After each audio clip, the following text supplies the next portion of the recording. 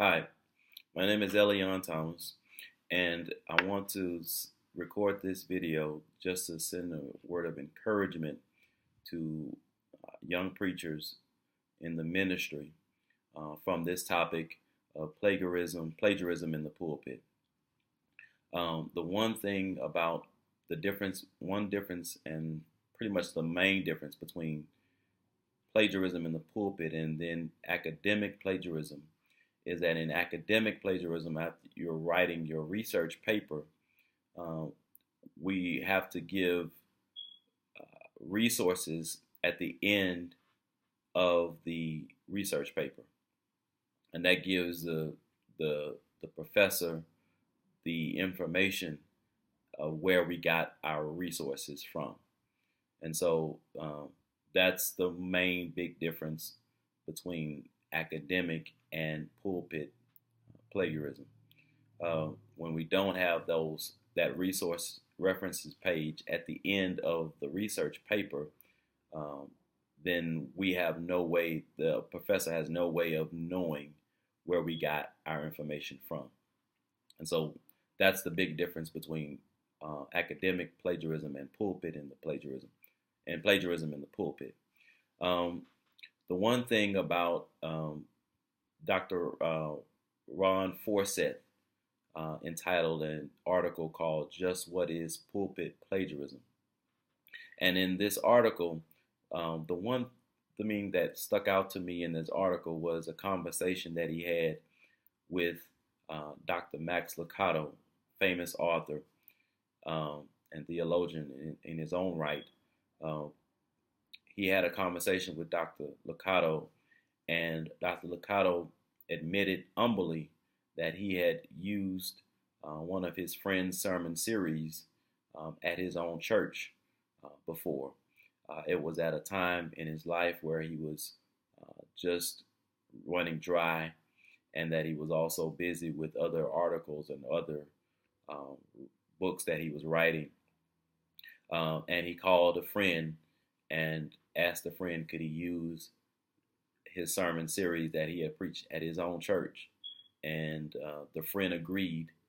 And Dr. Max Lucado, before he preached that message to his church, he informed the church that this is where I got this, where the sermon series is coming from, that he got it from his friend, and that and everything went well. The one thing about that Dr. Max Lucado did, that it was free from plagiarism in the pulpit, is he got his friend's permission, first of all, and then secondly, he acknowledged where this work was coming from, where this sermon series was coming from, to the congregation.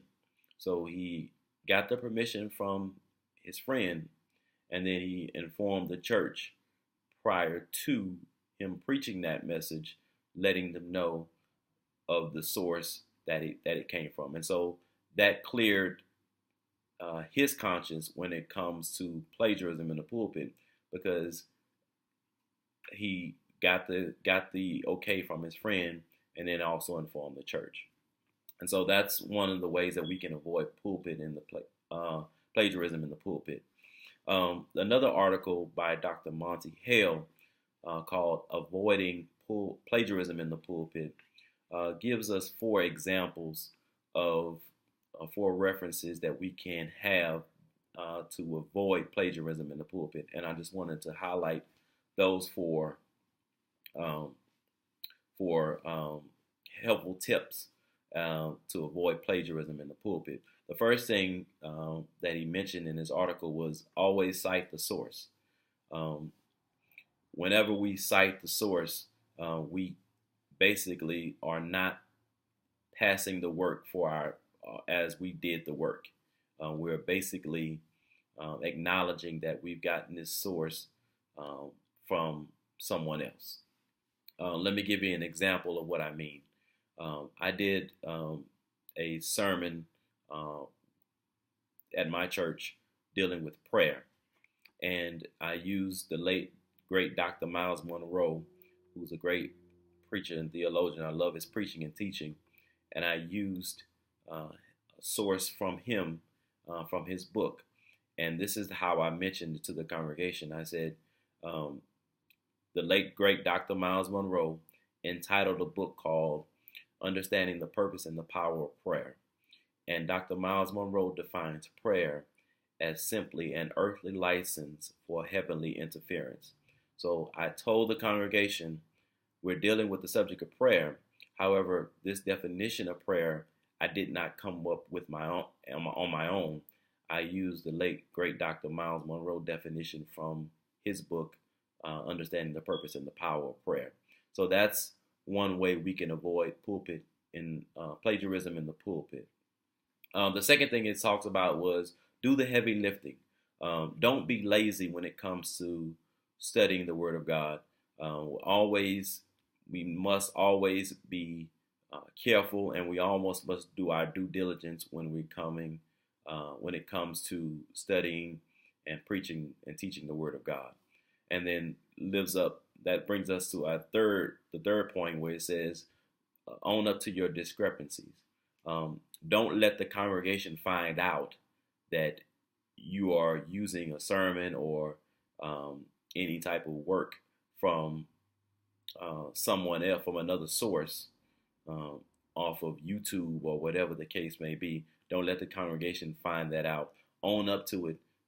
Say, this preacher or pastor did an excellent job, and I wanted to be right, and I wanted to do it the way he explained it or the way he preached it. So own up to it, and never let the congregation find out that you are using someone else's work. And then finally, it talks about be yourself. Whenever way you can, always be yourself. I know that when it comes to watching preachers and hearing preachers and teachers online or in person, as a young preacher, it's always easy to kind of try to emulate what we see or what we hear. And that may not always be the case, and that may not always be what's best and what God has for you. So it's always best to be yourself when it comes to preaching and teaching. And over time, you'll establish your type of style of how you like to preach and how you like to present the Word of God. And I hope those are some helpful tips and hints for you to avoid plagiarism in the pulpit. Thank you, and have a good day.